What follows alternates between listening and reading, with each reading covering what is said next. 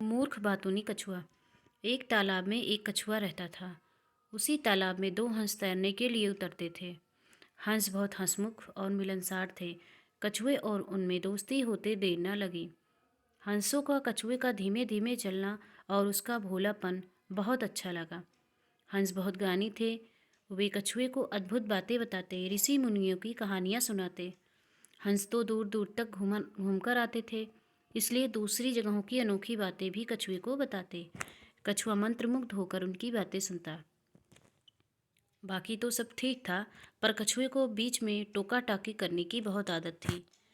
अपने सज्जन स्वभाव के कारण हंस उसकी इस आदत का बुरा नहीं मानते थे। इन दोनों की घनिष्ठता बढ़ती गई, दिन गुजरते गए। एक बार बड़े जोर का सूखा पड़ा। बरसात के मौसम में भी एक बूंद पानी नहीं बरसा। उस तालाब का पानी सूखने लगा। प्राणी मरने लगे। मछलियां तो तड़प तड़प कर मर गईं। तालाब का पानी और तेजी से सूखने लगा। एक समय ऐसा भी आया कि तालाब में खाली कीचड़ ही रह गया। कछुआ बड़े संकट में पड़ गया। जीवन मरण का प्रश्न खड़ा हो गया। वहीं पड़ा रहता तो कछुए का अंत निश्चित था। हंस अपने मित्र पर आए संकट को दूर करने का उपाय सोचने लगे। वे अपने मित्र कछुए को ढांढस बढ़ाने का प्रयत्न करते और हिम्मत न हारने की सलाह देते। हंस केवल झूठा दिलासा नहीं दे रहे थे, वे दूर दूर तक उड़कर समस्या का हल ढूंढते। एक दिन लौटकर हंसों ने कहा, मित्र, यहाँ से 50 कोस दूर एक झील है, उसमें काफ़ी पानी है, तुम वहाँ मज़े से रहोगे। कछुआ रोनी आवाज़ में बोला, 50 कोस? इतनी दूर जाने में मुझे महीनों लगेंगे, तब तक तो मैं मर जाऊंगा। कछुए की बात भी ठीक थी। हंसों ने अक्ल लगाई और एक तरीका सोच निकाला।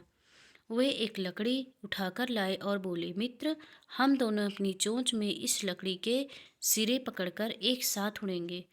तुम इस लकड़ी को बीच में मुंह से थामे रहना। इस प्रकार हम उस झील तक पहुँचे जाएंगे। उसके बाद तुम्हें कोई चिंता नहीं रहेगी।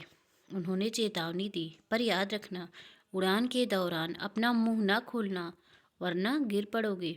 कछुए ने हामी में सिर हिलाया। बस लकड़ी पकड़कर हंस उड़ चले। उनके बीच में लकड़ी मुंह दाबे कछुआ। वे एक कस्बे के ऊपर से उड़ रहे थे कि नीचे खड़े लोगों ने आकाश में अद्भुत नज़ारा देखा। सब एक दूसरे को ऊपर आकाश का दृश्य दिखाने लगे। लोग दौड़ दौड़कर अपने छज्जों पर निकल आए। कुछ अपने मकानों की छतों की ओर दौड़े। बच्चे, बूढ़े, औरत व जवान सब ऊपर देखने लगे। खूब शोर मचा। कछुए की नज़र नीचे उन लोगों पर पड़ी। उसे आश्चर्य हुआ कि उन्हें इतने लोग देख रहे हैं। वह अपने मित्र की चेतावनी भूल गया और चिल्लाया, देखो कितने लोग हमें देख रहे हैं। मुंह के खुलते ही वह नीचे गिर पड़ा। नीचे उसकी हड्डी पसली का भी पता नहीं लगा। सीख, बेमौके मुंह खोलना बहुत महंगा पड़ता है।